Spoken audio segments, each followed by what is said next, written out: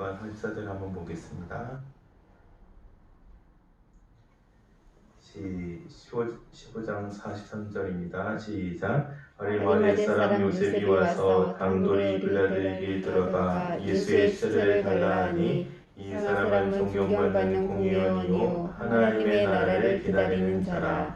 빌라도는 예수께서 벌써 죽었을까 하고 이상히 여겨 백부장을 불러 죽은 지가 오래냐 묻고.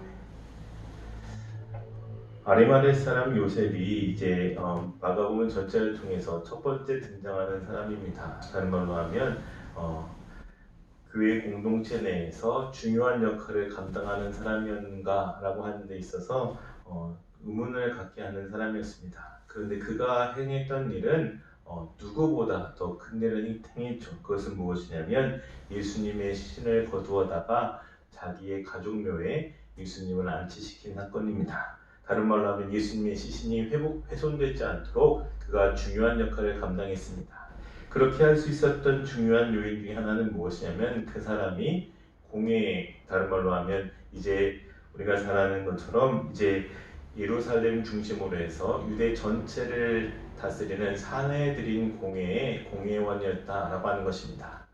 빌라도도 어떻게 할 수 없을 만큼 중요한 위치에 있는 사람인지라 그의 요구에 빌라도가 거절할 수 없었습니다. 그래서 예수가 죽었는지 확인한 후에 그 시체를 아리마대 사람이 요셉에게 넘겨주게 되죠. 여기서 중요한 사건이 있습니다. 그것은 바로 예수님을 따른다라고 하는 것이 있었어. 아까 영상에 보셨지만 예수님을 따르는 것은 어떤 것이냐면 예수님을 끝까지 따라가는 그 모습입니다. 그것이 바로 참 제자의 모습인데 우리 한번 보겠습니다. 46절과 47절입니다. 시작. 요셉이 세마포를 싸서 예수를 내려다가 그것을 싸서 예수께 판 무덤에 넣어두고 돌을 굴려 무덤 문에 놓음에 막달라 마리아와 요새의 어머니 마리아가 예수의 둔 곳을 보더라. 여기에서 누가 따라갔습니까? 막달라 마리아 그리고 요새의 어머니가 마리아가 이제 예수의 둔 곳을 따라갔습니다. 다른 말로 하면 이제 예수님을 따라간다라고 하는 것은 십자가의 사건에서도 우리가 잘 아는 것처럼 남성 제자들은 어떻게 했습니까? 다 제갈 길로 도망가고 말았죠. 예수님이 십자가에 달리는 순간 혹시나 자기에게 해가 될까봐 이제 베드로를 비롯한 12명의 제자들 거기에서 예수님을 판 가룟 유다를 포함해서 예수님을 모두 배반하고 떠나갔습니다. 그런데 여기에서 막달라 마리아와 요새의 어머니 마리아는 이제 예수님이 시신이 어디에 안장되는지 거기까지 찾아가서 지켜보았다라고 하는 것입니다. 그렇다면 여기에서 우리가 생각해 봐야 할 것이 있습니다. 진정으로 예수님을 따라가는 자들의 모습은 어떤 모습이어야 되는가라고 하는 건 말입니다. 우리 16장 1절 말씀 한번 보겠습니다. 16장 1절입니다. 시작. 안식일이 지남에 막달라 마리아와 야곱의 어머니 마리아와 또 살로메가 가서 예수께 바르기 위하여 향품을 사다 두었다가. 막달라 마리아와 야곱의 어머니 마리아와 또 살로메가 가서라고 되어 있습니다. 여기서 세 여인은 대부분 누구냐면 예수님과 또 제자들의 어머니입니다. 여기에서 살로메라고 하는 사람이 등장하는데 살로메는 누구냐면 이제 우리가 잘 아는 야고보와 요한의 어머니예요. 그리고 어떻습니까? 작은 야고보의 어머니도 있죠. 여기 41절에 나왔던 요새의 어머니가 바로 이 어머니입니다. 그러니까 예수님의 12제자뿐만 아니라 이제 그들의 어머니들도 예수님을 늘 따라갔다고 하는 증거입니다. 근데 이 여인들은 십자가 사건에서도 예수님이 십자가 달리시는 그 모습을 지켜보면서 그 곁에 있었고 또 예수님이 돌아가신 이후에도 그 무덤이 어디 있는지를 살펴보고 그곳에 이제 안식일이 지난 다음 이제 우리가 잘 아는 우리들로 따지면 주일날 아침에 이제 다른 사람들이 잘 보이지 않는 새벽 비명에 이제 예수님을 찾아갑니다. 예수님의 시신에 향품이라도 발라드리고자 하는 그런 마음으로 말입니다.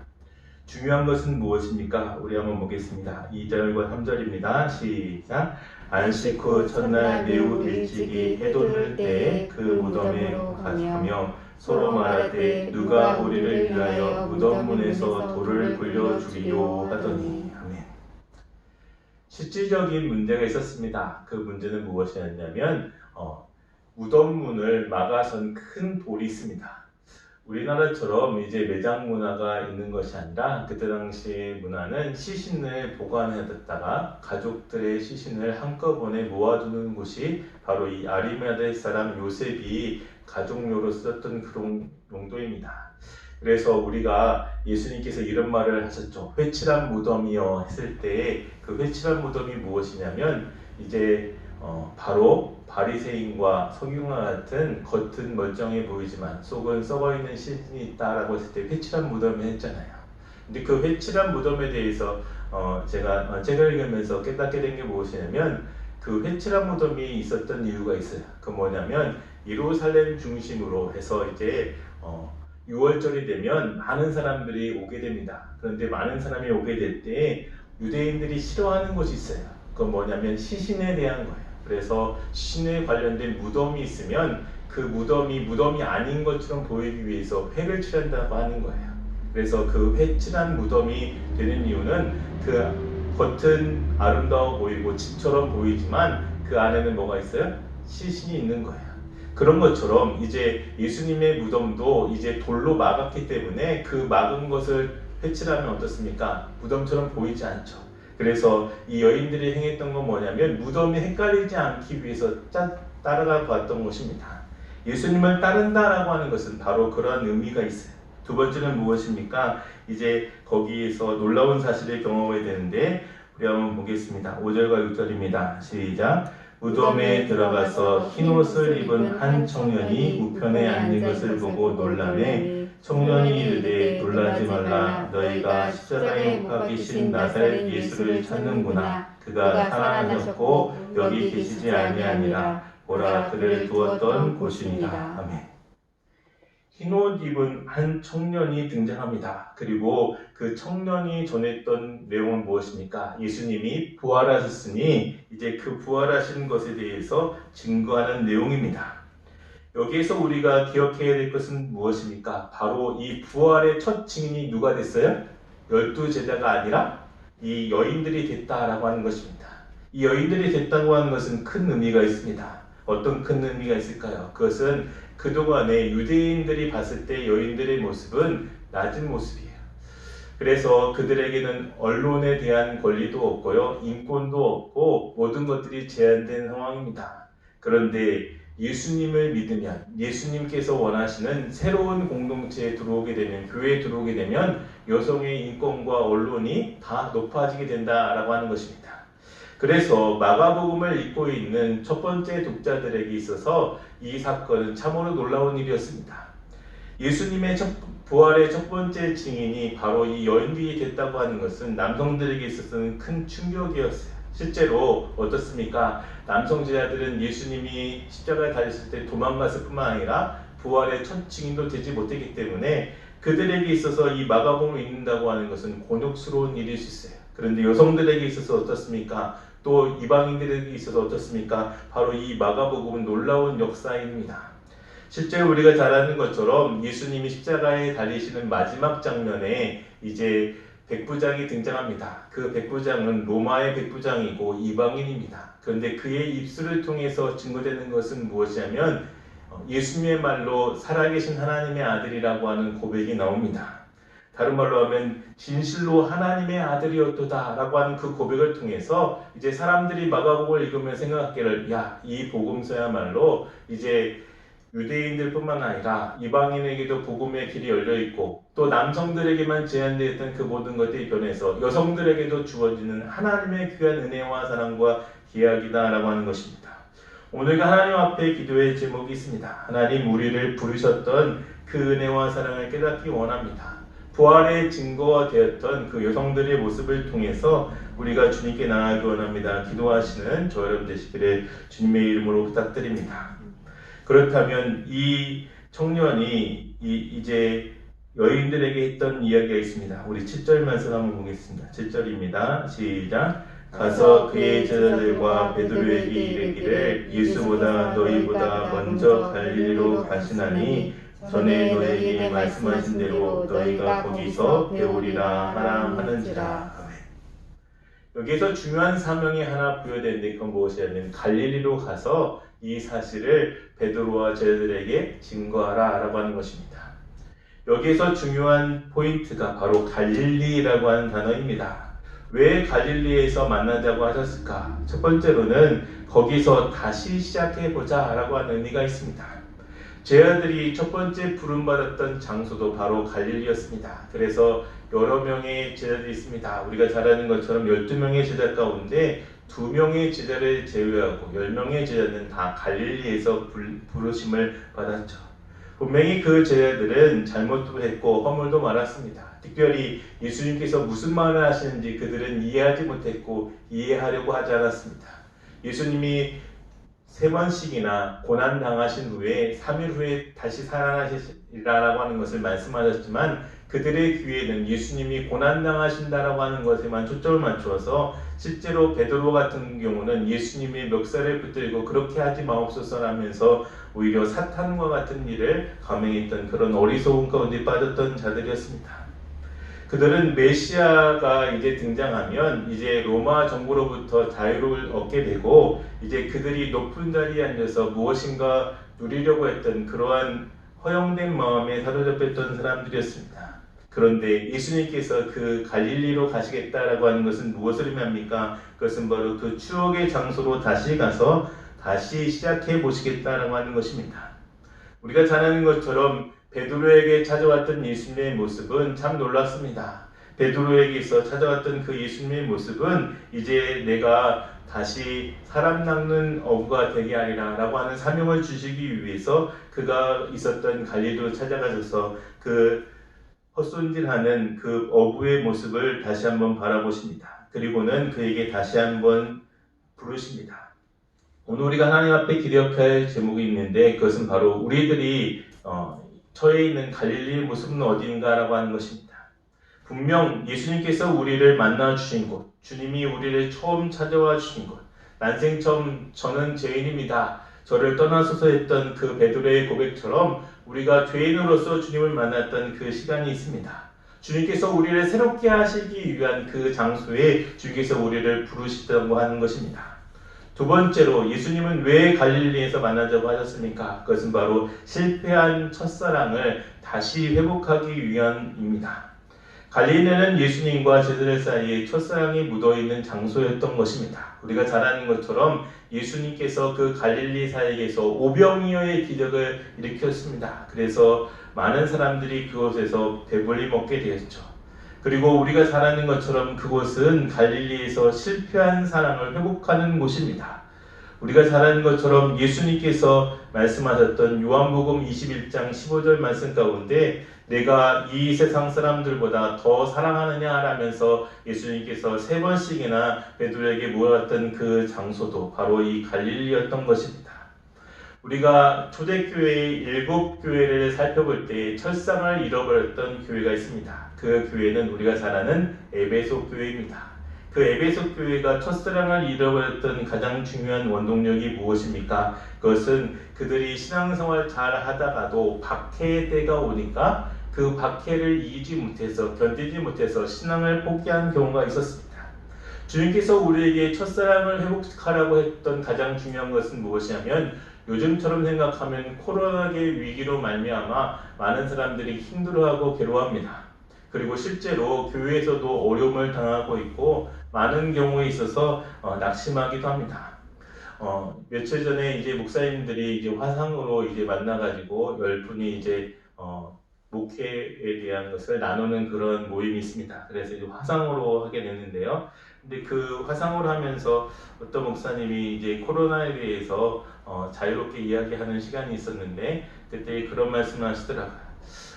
영상 예배를 드리는 것이 교회마다 이제 많이 있는 것 같습니다. 그런데 그 영상 예배를 드리면서 이제 6주가 지났는데 본인 교회에 어려움이 있다고 하면서 말씀하시는 목사님이 계셨어요. 우두동에 있는 우리 교단 교회인데 이제 그 목사님이 이제 말씀하시기를 이 영상 때문에 많이 힘들다고 그 일 중 하나가 이제 헌금 부분인데 교회를 이제 다시 건축을 하고 새롭게 건축을 하고 이제 부흥하려고 이제 했던 교회였어요. 그런데 그 교회가 이제 빚을 져가면서 교회를 지었기 때문에 헌금적으로 많이 힘들다는 거예요. 그래서 목사님이 이제 기도하시는 가운데 운영위원들을 모아가지고 회의를 했대요. 이제 코로나가 얼마 지났으니 이제 영상 예배는 그치고 이제 우리가 다시 예배를 회복합시다. 그렇게 모여가지고 이야기를 했는데 8명 중에 3명을 빼놓고 나머지 5분이 반대를 해가지고 그 이유가 뭐냐면 이제 아직 코로나가 안전하지 않다고 하는 거였어요. 근데 목사님 마음은 불이 나는 거예요.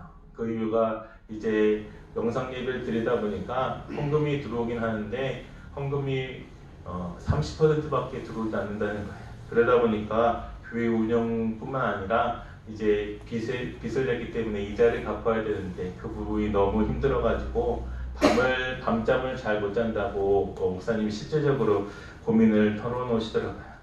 그런 교회들이 분명히 있습니다. 우리 교회도 기도하는 가운데 제가 그랬어요.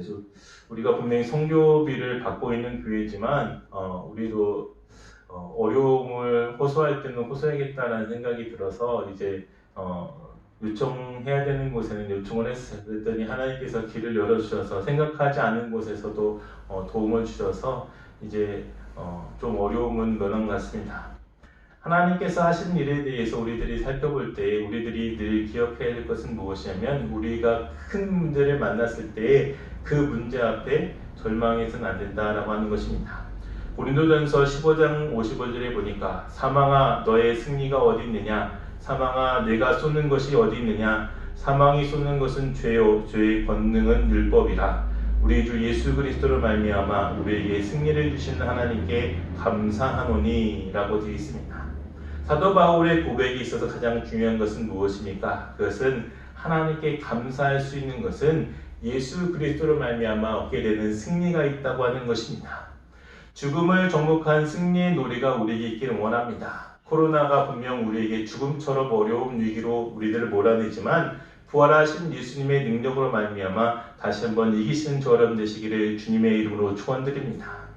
요한복음 11장 25절 26절에 보니까 나는 부활이요 생명이니 나를 믿는 자는 죽어도 살겠고 무릇 살아서 나를 믿는 자는 영원히 죽지 아니하리니 이것을 내가 믿느냐라고 주님께서 말씀하십니다. 위대한 전도자 빌리 그레함은 이런 말을 늘 합니다. 오늘 신문에서 빌리 그레함이 죽었다는 소식이 들리거든 믿지 마십시오. 나는 죽은 것이 아닙니다. 영원한 나라로 옮겨간 것 뿐입니다. 라고 그는 늘 전도 집회에서 말했습니다. 우리가 우리에게 있어서 믿음이라고 하는 것을 이야기할 때 하나님께서 주시기 원하시는 것을 우리가 회복해야 된다라고 하는 것입니다. 마지막으로 갈릴리에서 왜 예수님이 만나자고 했습니까? 그것은 잃어버린 사명에 대해서 다시 한번 찾게 하기 위함입니다. 제 아들은 갈릴리 그곳에서 처음 부르심을 받은 전도자의 길을 우리들이 기억해야 됩니다. 우리가 잘 아는 것처럼 베드로는 내가 사람 낳는 어부가 되게 하리라 라고 했던 그 사명을 받고 자기가 있었던 그물을 내려두고 예수님을 따랐던 그 장본이었습니다. 우리에게도 분명 사명이 있습니다. 그런데 우리가 사명을 잃어버리고 살고 있습니다. 왜 그럴까요? 잃어버린 사명은 우리에게 있어서 하루하루 다가온 여러 가지 어려움 까닭입니다. 우리를 힘들게 하는 환경 까닭입니다. 우리를 궁극적으로 하나님께 나아가지 못하도록 방해하는 것들입니다. 제 아들은 공포의 십자가 앞에서 사명을 잃어버렸습니다. 자기도 죽을까봐 멀리 도망가고 말았습니다. 예수님은 갈릴리에서 그 사명을 되찾고자 그들을 부르십니다. 그들이 가야 할 곳, 그들이 해야 할 일에 대해서 다시 한번 일깨워 주십니다. 제 아들은 갈릴리에서 잃어버린 사명을 찾았던 것입니다. 베드로가 로마에까지 가서 복음을 전하게 되었던 그런 상황 가운데서 그에 있어서 중요한 사건이 있었습니다. 그는 네로 황제의 불같은 박해를 피해서 이제 로마를 떠나기로 작정하고 그 로마를 빠져나오는 길이었습니다. 베드로는 그때 예수님을 만나게 됐습니다. 예수님께서 이제 그에게 나타났을 때 베드로는 깜짝 놀랐습니다. 주여 어디로 가시나이까? 우리가 잘 아는 코바디스 도미네 아시죠? 코바디스 영화가 나왔던 중요한 내용인데요. 그때 예수님은 이렇게 말합니다. 베드로, 내가 떠나는 로마로 나는 다시 들어간다. 베드로는 예수님이 떠나신 그 로마에 있는 것이 아니라, 다시 한번 말씀드리지만 그 로마를 버리고 떠나는 베드로를 이제 다시 한번 깨우치기 위해서 예수님이 나타났어요. 그리고는 말씀하시기를, 베드로, 내가 버렸던 그 로마로 내가 다시 들어간다. 그때 당시에 베드로는 주님께 회개했습니다. 그리고는 로마로 다시 가서 복음을 전하다가 순교자로 이제 죽게 되었습니다. 그는 그 순교자의 자리에 앉게 되었을 때 이렇게 고백합니다. 나는 예수님처럼 똑바로 십자가에 달려서 죽을 수 없어. 그러니 나를 죽이길 원하거든 나를 거꾸로, 머리가 땅으로 가게 해서 거꾸로 십자가에 달려서 죽도록 그렇게 하십시오 라고 하면서 그렇게 순교했다고 합니다. 오늘 우리가 하나님 앞에 기억해야 될 것은 무엇일까요? 그것은 주님께서 우리를 만나주시는 사명의 자리가 우리가 부활절을 통해서 다시 한번 깨닫는 귀한 시간 되시기를 주님의 이름으로 축원드립니다. 오늘도 주님께서 주신 사명 잘 감당하시는 귀한 부활절이 되어야 될 것 같습니다. 이제 마지막으로 말씀을 정리합니다. 오늘 우리가 하나님 앞에 믿음으로 나아가는 삶에 있어서 중요한 것이 있습니다. 그것은 예수님은 오늘도 갈릴리에서 저와 여러분을 만나시기 원하십니다. 갈릴리는 다시 시작하는 곳입니다. 실패한 첫사랑을 회복하는 곳입니다. 사명을 다시 찾아 제자 삼는 사역을 다시 한번 시작하도록 우리를 부르시는 곳입니다. 오늘 우리가 하나님 앞에 믿음으로 기억하면서 하나님께 부르심 받은 우리의 삶을 통해서 우리가 다시 한번 우리의 삶 가운데서 주님께서 원하시는 것이 무엇인지 깨닫는 귀한 은혜의 시간 되시기를 주님의 이름으로 축원드립니다. 우리 찬양 부르고 주님께 기도할 때 154장 찬양하고 말씀을 생각하며 기도하겠습니다.